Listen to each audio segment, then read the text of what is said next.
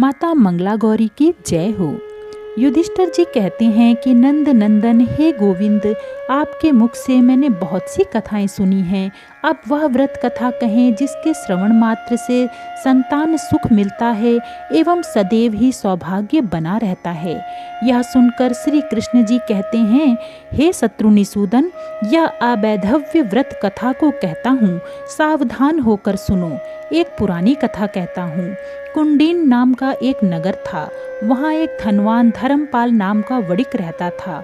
उसके कोई संतान ना थी, जिससे वह पत्नी सहित दुखी रहता था।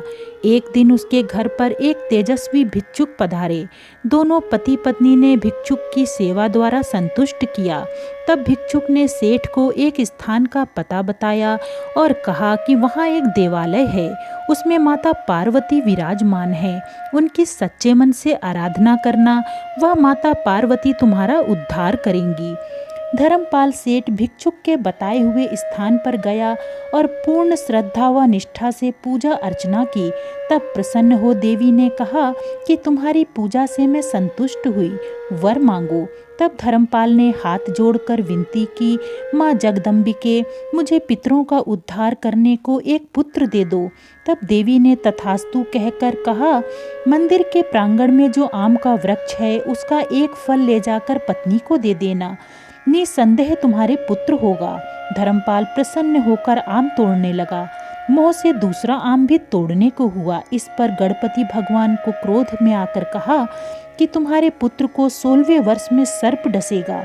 धर्मपाल क्षमा मांगकर घर आया और वह फल अपनी पत्नी को दिया। 9 माह उपरांत उनके पुत्र रत्न की प्राप्ति हुई। उसका नाम उन्होंने शिव रखा। जब पुत्र 15वें वर्ष में लगा तब धर्मपाल ने श्राप की याद कर उसे अपने भाई के साथ काशी जी भेजा।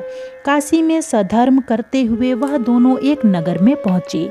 वहाँ कुछ कन्याएं खेल में रत थीं। उनमें से एक सुशीला नाम की कन्या अपनी सहेलियों से कहती है कि सखी सुभावनी, मैं माँ के कहने पर मंगला गौरी का व्रत करती हूँ। जहाँ तक भी माता की पूजा का धुआं भी पहुँचता है, वहाँ कभी कोई उपद्रव नहीं होता। यह सौभाग्य बढ़ाने वाला व्रत है। यह सुनकर वह दोनों विस्मित हो गए और सुशीला के घर के पास ही घर लेकर रहने लगे। उन्हें पता चला कि सुशीला का विवाह करने को उसके पिता ने स्वयंवर रचा है। वह भी उसमें पहुँचे। सुशीला ने शिव को देखा तो अति प्रसन्नता से उसे ही अपना वर चुना। विवाह के उपरांत शयन करते समय सुशीला को माता मंगला गौरी ने स्वप्न में आकर कहा, उठो गौरांगी, तेरे पति को डसने एक सर्प आता है, जल्दी उसके सामने एक घट में दूध रख दो।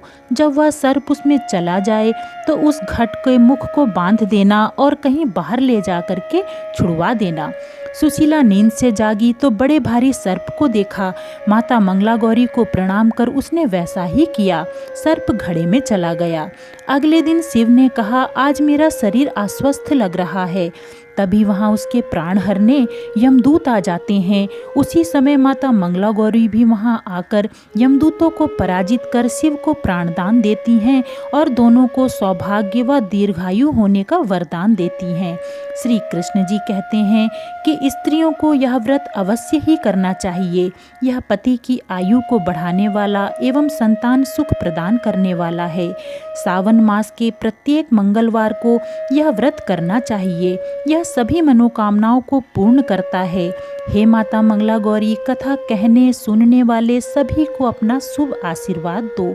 मंगला गौरी माता की जय।